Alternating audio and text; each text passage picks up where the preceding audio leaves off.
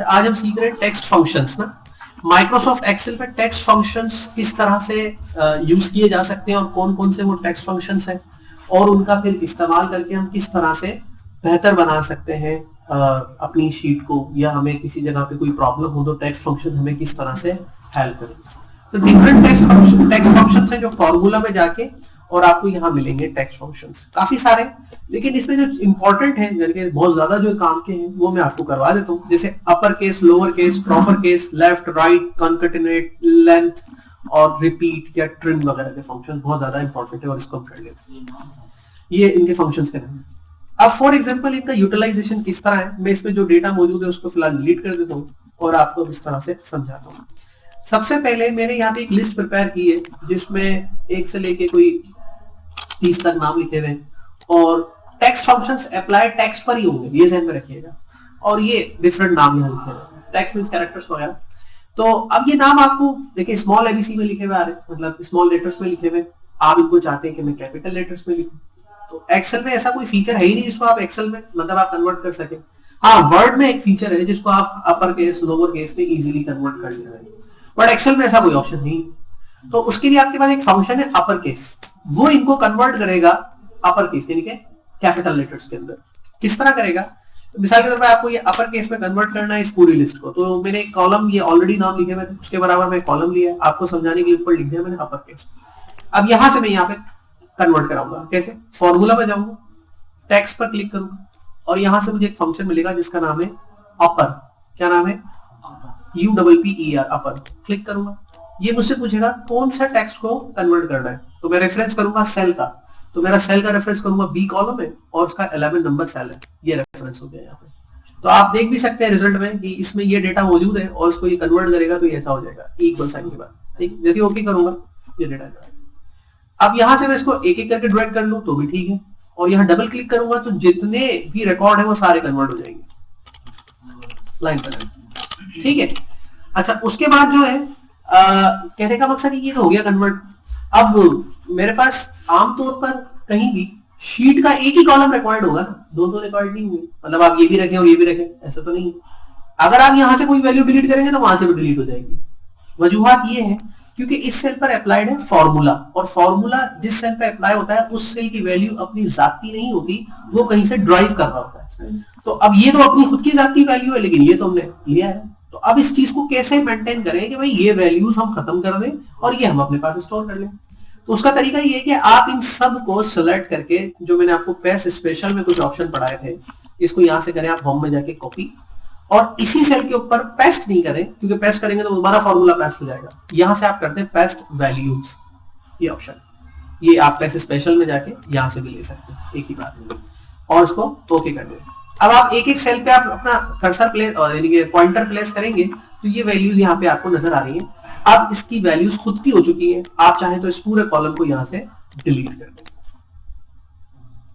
तो जब भी आप किसी सेल से वैल्यू लेंगे तो आपको ये फंक्शन अप्लाई करना पड़ेगा, वरना आप डिपेंडेंसी में रहेंगे क्योंकि वो तो वैल्यू वहां से लेकर आएंगे। तो मैं अब इसको अंडू करता हूं और अब आपको इसी तरह से इस सेल की वैल्यूज को लोअर केस में यानी कि स्मॉल लेटर्स में कन्वर्ट करके बताऊंगा। फॉर एग्जांपल अब एक ऐसा मसला आ गया आपके सामने कि अब आपके पास जो लिस्ट है वो कैपिटल लेटर्स में है, लेकिन आप उसको स्मॉल लेटर्स में देखना चाह रहे हैं, तो आप यहां से फंक्शन यूज करेंगे, टेक्स्ट फंक्शन, और उसका नाम है लोअर केस, LOW, लोअर।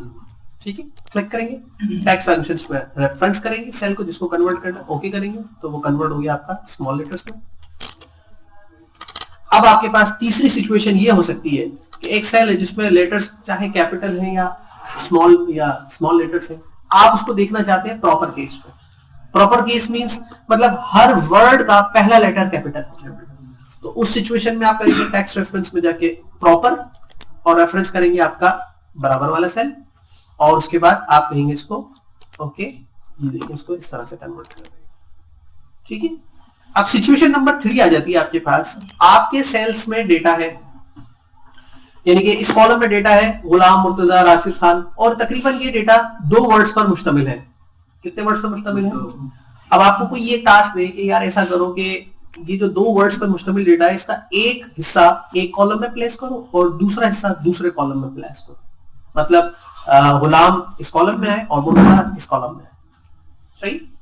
तो अब इस सिचुएशन को करने के लिए आपके पास एक ही हल है कि आप इसको सिलेक्ट करो और इसको कॉपी करो, उधर पेस्ट करो, यानी कि एक इसमें फॉर्मूला अप्लाइड है, मैं इसको जरा कॉपी करके सी पर पेस्ट कर दूं, home copy paste values. Okay ठीक है, तो अब मैं एक ही हल है कि मैं इसको यहां से सिलेक्ट करूं, पहले इसको यहां से करूं कट और यहां पे ले जाके इसको कर दूं पेस्ट, और फिर इसको सिलेक्ट करूं और यहां से करूं उसको कट और यहां पे जाके क्या कर दूं पेस्ट।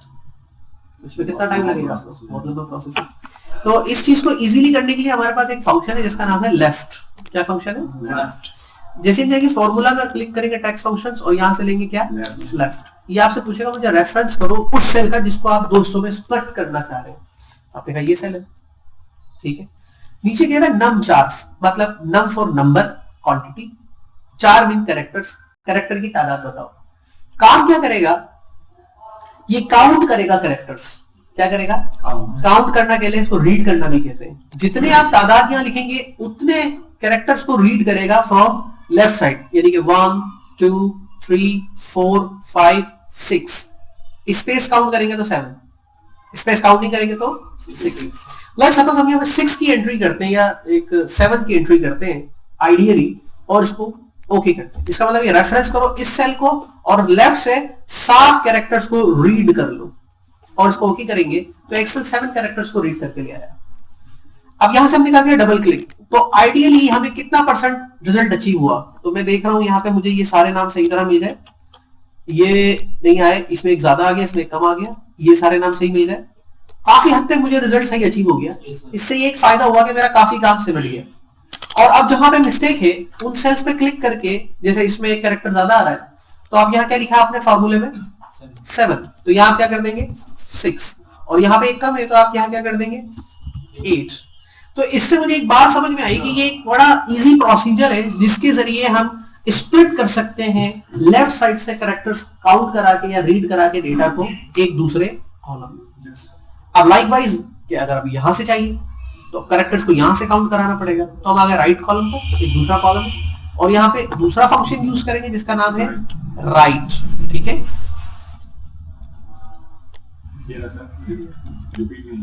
राइट। ये क्या करेगा? इसको फिर रेफरेंस करेंगे उसी सेल को और अब इसे कहेंगे कि राइट साइड से कैरेक्टर काउंट करो, मतलब 1 2 3 4 5 6 7।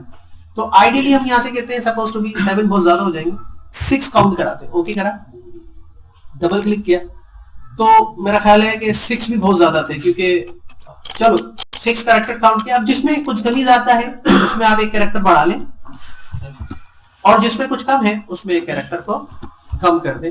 इस तरह से आपके काम का बोझ जो है वो थोड़ा हल्का हो जाएगा।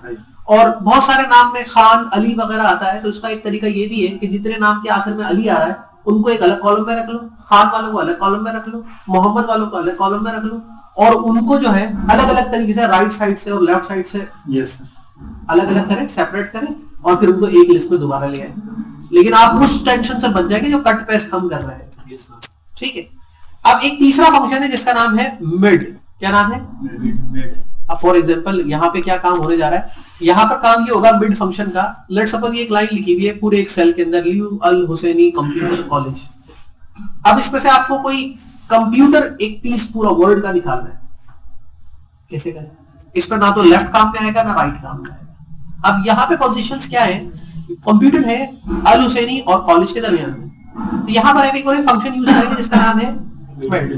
रेफरेंस करेंगे सेल का, ये रेफरेंस कर लिया हमने सेल का। और अब क्या है? स्टार्ट नम, मतलब नंबर, और नंबर 4, मतलब स्टार्ट कौन से नंबर से करूं और कितने कैरेक्टर्स काउंट करूं।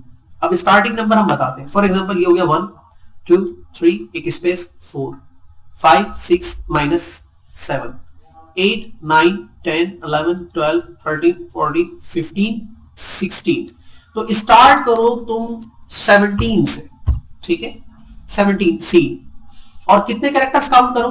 1 2 3 4 5 6 7 8 कैरेक्टर्स काउंट करो। और जैसे मैंने ओके किया, पूरा कंप्यूटर जो है उसने यहाँ से उसमें से क्या कहेंगे ट्रिम कर लिया या उसमें से कट कर लिया।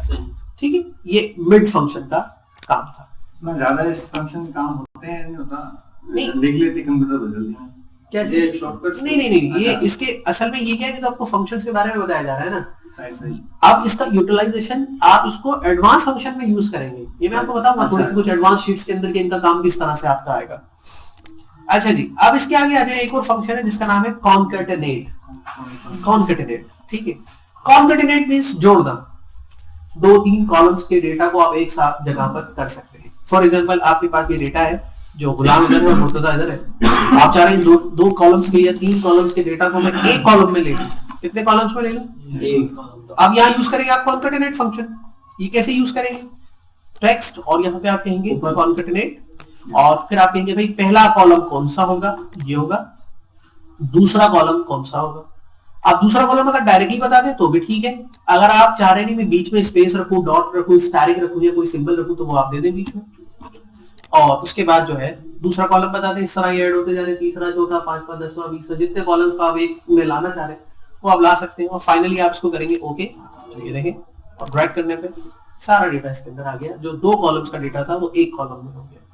लेफ्ट राइट मिड से अलग अलग निकाल रहे हैं डेटा और कॉन्केटेनेट से हम उसको एक साथ। अब एक फंक्शन है लेंथ। लेंथ का पूरा वर्ड है लेंथ। ये काउंट करेगा number of characters with space, कितने कैरेक्टर इधर लिखे हुए हैं। तो आप आएंगे टेक्स्ट फंक्शंस में और आप कहेंगे लेंथ, और यहां से आप कहेंगे काउंट कर लो, इसको काउंट करो, ओके करो, तो बता रहा 15 कैरेक्टर्स है, 13, 14, 20, 24 जितने भी कैरेक्टर्स होंगे वो सारे यहाँ पे काउंट करता जाएगा। फाइनली हमारे पास एक फंक्शन है जिसका नाम है रिपीट। रिपीट करना, आप इसको कोई भी कैरेक्टर रिपीट करा सकते हैं, और ये फंक्शन का नाम है रैप्ट। जैसे क्लिक करेंगे रैप्ट तो आपसे पूछेगा क्या रिपीट करूं, मैं इसको कह देता हूं ये आप आर रिपीट करो या राशिद रिपीट करो, जो भी लिखूंगा, और नंबर ऑफ टाइम्स कितनी मरतबा, मैंने कहा 10 टाइम्स कर लो, तो ये तो कांस्टेंट वैल्यू होगी और ओके करने पर ये उतनी बार रिपीट कर देगा। बट आप किसी वैल्यू के ऊपर रख कर उसको डिपेंडेंट करके और फिर कोई कैरेक्टर प्रोड्यूस कराएंगे तो उसके लिए भी आपके पास ऑप्शन है। आप कहें रैप, सपोज हमने कहा कि भाई ऐसा करो स्टार प्रेजेंट करो, कितनी बार, नंबर ऑफ टाइम्स, मैंने कहा जितनी यहाँ पर वैल्यू मौजूद है, तो इसको क्लिक करके आप ओके करेंगे तो यहाँ 15 काउंट हो रहे हैं, और ये देखिए सबके स्टार उसके था काउंट होते जा रहा है, ठीक है। अच्छा, अब एक फंक्शन है हमारे पास जिसका नाम है ट्रिम। क्या नाम है?